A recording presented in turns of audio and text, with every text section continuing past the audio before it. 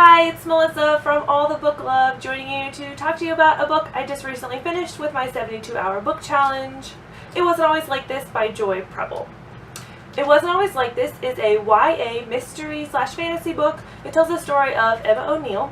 When she was 17 years old, hers and her boyfriend's families drank from the Fountain of Youth.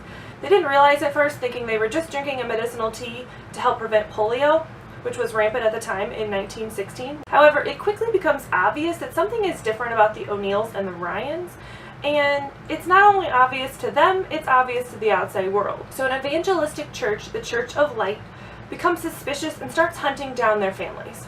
Fast forward 100 years, and Emma and her boyfriend Charlie are the only ones still alive out of the O'Neill and Ryan families. They are still being hunted by the Church of Light followers, and Emma is trying to escape from the church and stop the murders that seem to be following her wherever she goes. The story is told in alternating points of view. We see the past and the present in different chapters, and most of the story is told from Emma's perspective. There are a few parts that are told by Charlie or another character. I didn't really love this form of storytelling. It was a bit confusing, and I felt like there was really a big disconnect between the past and the present stories. It almost felt like two different stories. It was all very lovey-dovey and wonderful, and I really liked the past bits and I really liked the present bits, but I almost didn't feel like they connected together.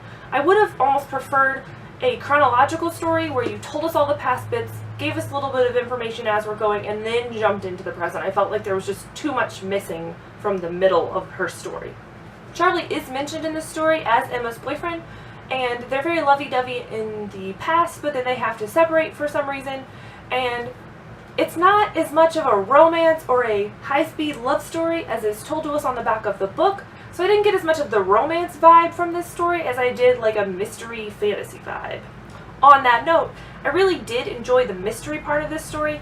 I saw another review that compared Emma's character to kind of like Veronica Mars, and I thought that was a really good comparison. Emma's kind of snarky like Veronica, and she kind of has a little bit of the same characteristics, and I really do just love teen girl detectives, just kind of my thing. Started with Nancy Drew, continues on now. I just like it.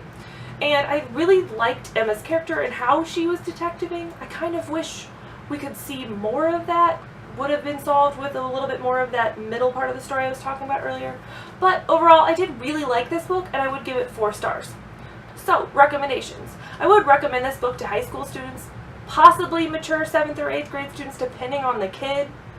It is a very dark book, and the way this story is told is a bit confusing, like I said. I would definitely not recommend this book to struggling readers. They're really going to struggle with the format, and it's really just not worth it until they get a little bit more confident. However, I did really enjoy this book, and I am looking forward to reading more of Preble's books. So, as always, thanks for watching All the Book Love. Bye!